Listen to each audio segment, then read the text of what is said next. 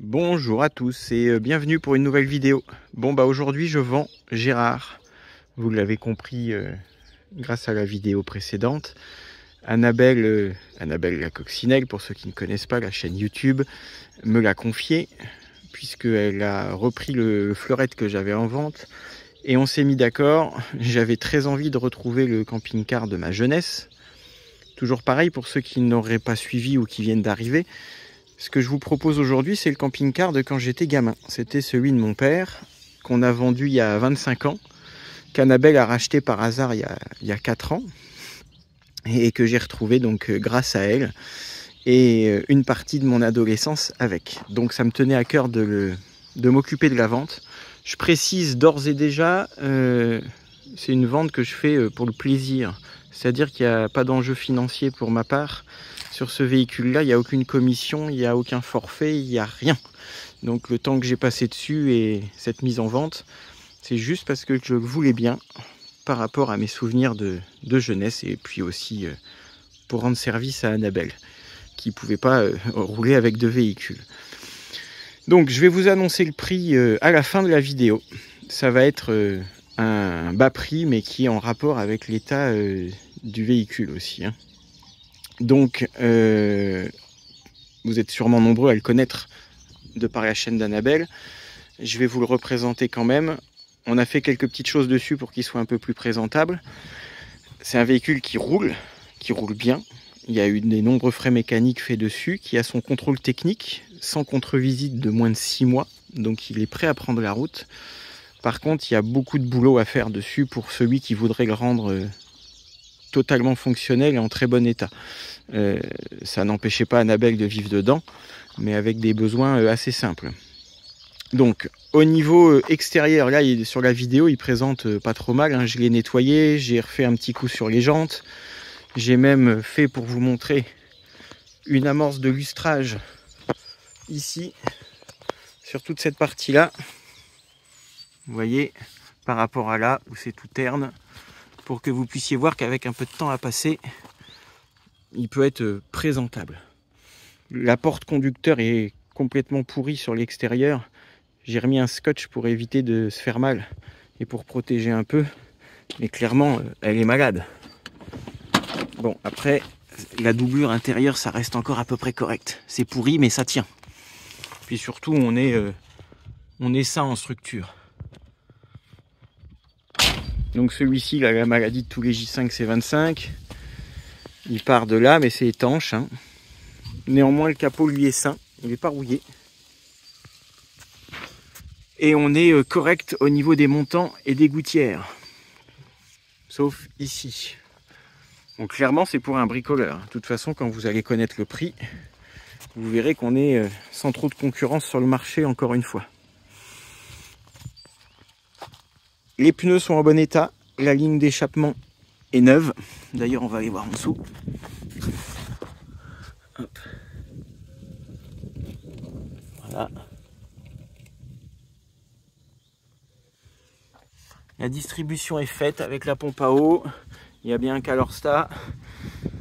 On est en état de fonctionner, hein, de toute façon. À l'arrière, j'en profite pour vous montrer. Il y avait des ressorts tonneaux qui avaient été rajoutés à l'époque de mon père. Vous voyez les ressorts de renfort. Donc ça lui donne une meilleure résistance au chargement.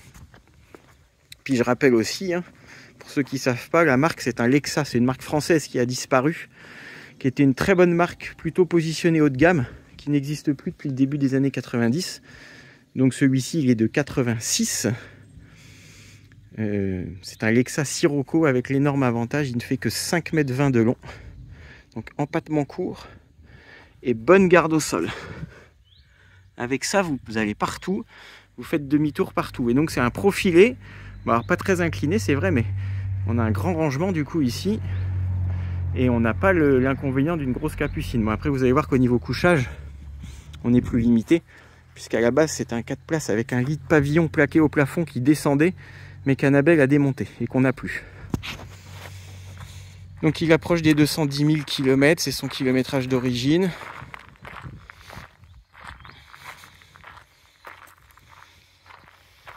La cellule, alors, elle présente bien d'extérieur, elle est correcte.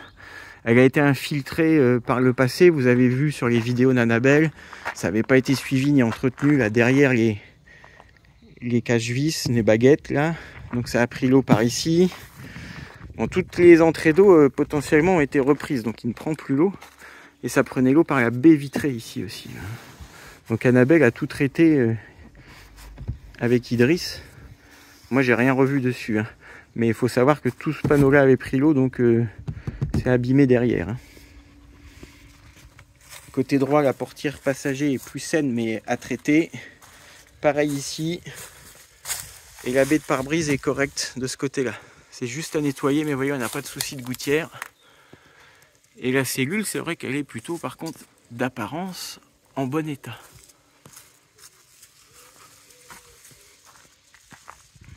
Comme on est sur un châssis court, on a le gros pare-choc arrière d'origine en acier, là, bien solide. On a des vérins aussi, des béquilles. Porte-vélo d'époque. Donc vente pour bricoleur, mais véhicule à peu près correct quand même. C'est pas une épave au fond d'un jardin avec des poules. Et surtout, il démarre et il roule. Il a une carte grise en règle.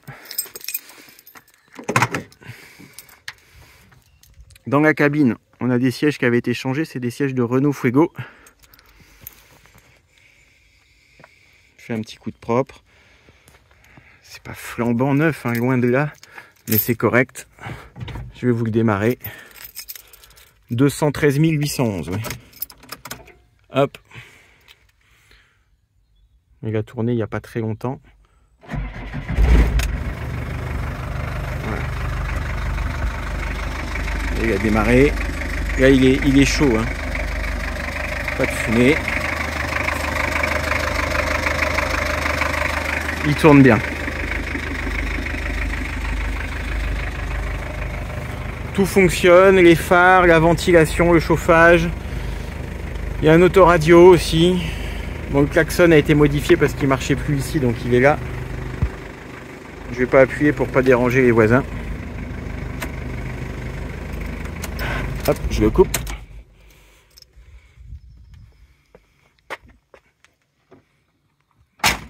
Donc voilà ce qu'on peut dire pour l'extérieur. Et on va maintenant passer à l'intérieur. Allez, je vous reprends à l'intérieur. Pour ceux qui le connaissent déjà de par les vidéos d'Annabelle, vous constaterez que il a changé puisqu'il est, il n'y a plus d'affaires dedans et que Annabelle utilisait la partie dinette en lit permanent. Donc forcément là on a remis la table, ça fait pas du tout le même effet.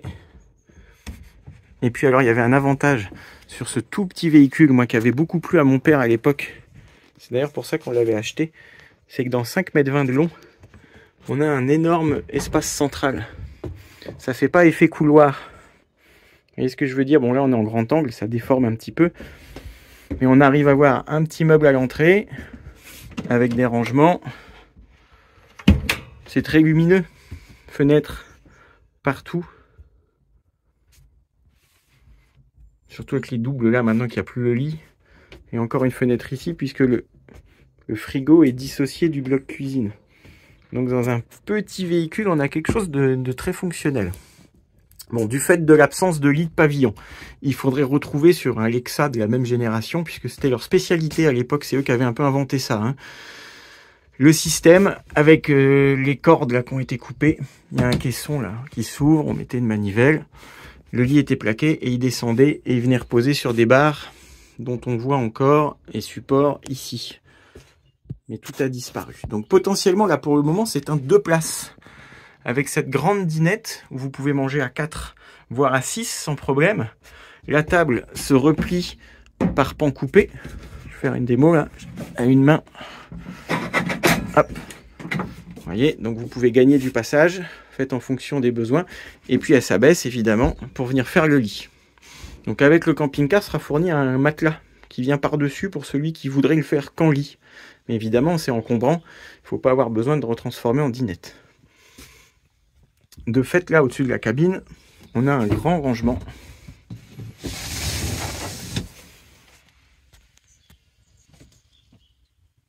Bon, Bon, ça a dû être abîmé, la garniture, ça prend pas l'eau, hein. C'est juste le papier peint là, qui est abîmé. Moi, quand j'étais gamin, j'allais me cacher là-dedans. Il y a les volets isothermes qui restent. Donc ensuite, le petit bloc cuisine ici, tout fonctionne. Enfin non, pas tout, parce que vous allez comprendre. On a le réchaud gaz qui fonctionne, la hotte et de la lumière.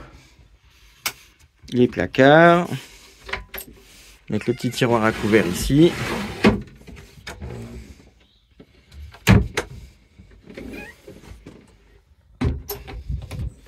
Et encore des placards de pavillon là. Donc là, et tout ça, c'est resté sain. Hein. Derrière, là, je reviens ici, on a le chauffage. Je vais refaire un point après sur ce qui fonctionne et ce qui ne fonctionne pas. Le frigo avec une petite desserte au-dessus, avec une prise de 120 volts, une prise 12 volts. Un placard de pavillon. La penderie. Et la centrale de contrôle. Et là, forcément, le cabinet de toilette, qui était original. Ça se faisait pas mal à l'époque, ces colonnes avec lavabo et toilette encastrées. Ça, on voit plus ça comme ça, mais c'était pour un gain de place. C'était bien, ça permettait de pouvoir se doucher dans un petit espace. Ici, on va trouver le chauffe-eau. Et là, la robinetterie, avec la pompe à eau en dessous. On a un lanterneau. Lanterneau, ouvre-toi. Oui, il est collé celui-là. Ça fait un moment. Voilà, c'est bon. Lanterneau. Éclairage. Bon, on va parler des choses qui fâchent. Le radiateur, le chauffage au gaz SADEC 3000, lui, fonctionne sans problème. La plaque de gaz fonctionne aussi. Le frigo, Annabelle ne l'utilisait pas du tout. On a branché le camping-car sur le 230 volts. Le secteur, miracle, tout fonctionne ici. Le frigo a l'air de se déclencher. Par contre, au gaz, je ne sais pas. Je ne sais pas du tout. Donc ne comptez pas sur le frigo, il y a sûrement... Mais après, c'était des modèles qui étaient fiables. Si vous êtes bricoleur, une petite révision du brûleur, tout ça. Il n'y a pas de raison que ça ne fonctionne pas. Hein. Il n'y a pas de système électronique, c'est un piezo manuel. Et puis, il est complet. Hein. Ensuite, au niveau du circuit d'eau. Apparemment, Annabelle m'a dit qu'il y avait une fuite dans le circuit. Donc moi, j'ai pas vérifié, je ne sais pas. Je ne me lance pas dedans. Et le chauffe-eau ne régule plus la température, c'est-à-dire qu'il chauffait en permanence. Là, c'est clair, ça, on le dégage. Celui qui veut remettre de l'eau chaude, on achète un petit chauffe-eau sur Internet à moins de 200 € au gaz. Ça fait l'affaire avec un allumage électronique. Ce que je peux vous dire, c'est que au moins, quand on allume la pompe à eau, hop, on l'entend qui tourne. Donc le circuit n'est pas HS. C'est à revérifier intégralement. Donc il n'y a pas d'eau. Il n'y a pas l'eau courante dans le véhicule. Annabelle faisait avec des bidons et elle l'a fait pendant 4 ans. Ça lui convenait très bien. Donc tout le circuit d'eau à réviser. La centrale, elle permet quand même de commander l'extinction, l'allumage du 12 volts, la pompe à eau, le 230 volts, mais tout ce qui est voltmètre, niveau d'eau et tout, ça, c'est à remettre en route, c'est à vérifier. Par contre, il y a un panneau solaire qui a été mis avec le régulateur qui est là, qui permet de vérifier la tension de batterie et la charge. Donc, c'est le principal. Ensuite, ce qu'on peut dire aussi, c'est qu'il y avait eu dans le passé certainement des infiltrations, donc ça a été refait ici. Le toit est mou, mais étanche.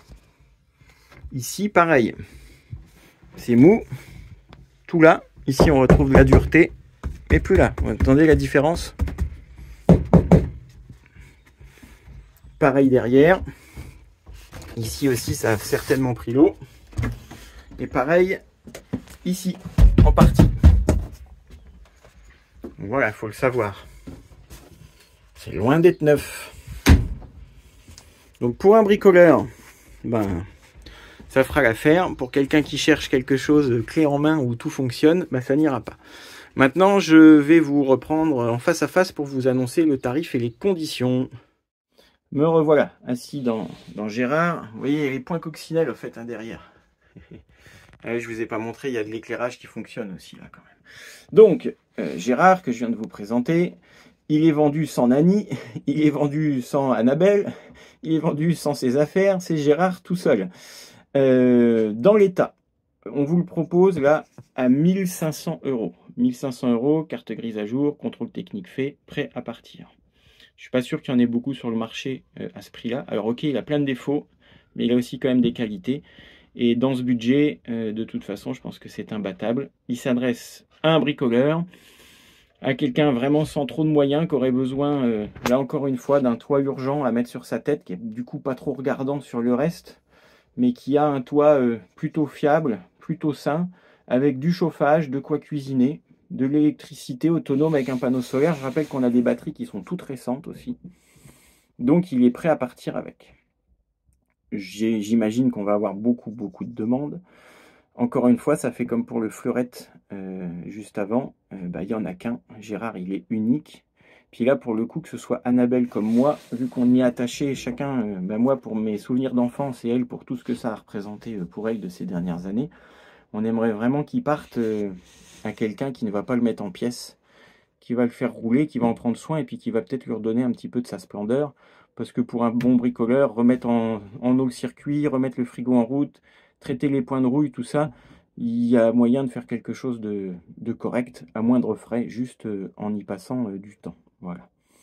Donc je vous invite à m'écrire sur mon adresse mail qui va s'afficher juste après, uniquement si vous êtes très intéressé, uniquement si vous avez bien la connaissance des défauts de son état global. J'ai montré les majeurs, tout ce qui était majeur, je vais vous montrer dans le détail absolu, mais enfin sachez que c'est un véhicule qui est en état moyen, voire très moyen par ailleurs, mais qui est fonctionnel. Voilà. Je ne ferai pas plein de visites par curiosité, etc. J'ai pas le temps. Donc ça sera premier arrivé, premier servi, enfin en tout cas sur un mail sympa, hein. On ne s'agresse pas, on reste cool, et puis sur une histoire agréable aussi. Voilà, donc contactez-moi par mail, et puis je vous dis à bientôt. Si vous n'êtes pas encore abonné, faites-le. Et puis je vais vous dire, comme j'ai fait pour le fleurette, j'ai reçu plus de 170 propositions d'achat à ce jour. J'essaie de répondre à tout le monde, mais c'est compliqué, je fais de mon mieux, et je suis pas le Père Noël qui peut disposer de 200 camping-cars à pas cher en même temps. Voilà. Déjà là, ça nous en fait 2 coups sur coup. Je trouve que c'est pas mal. Voilà. Allez, à très bientôt. Bye bye, prenez soin de vous.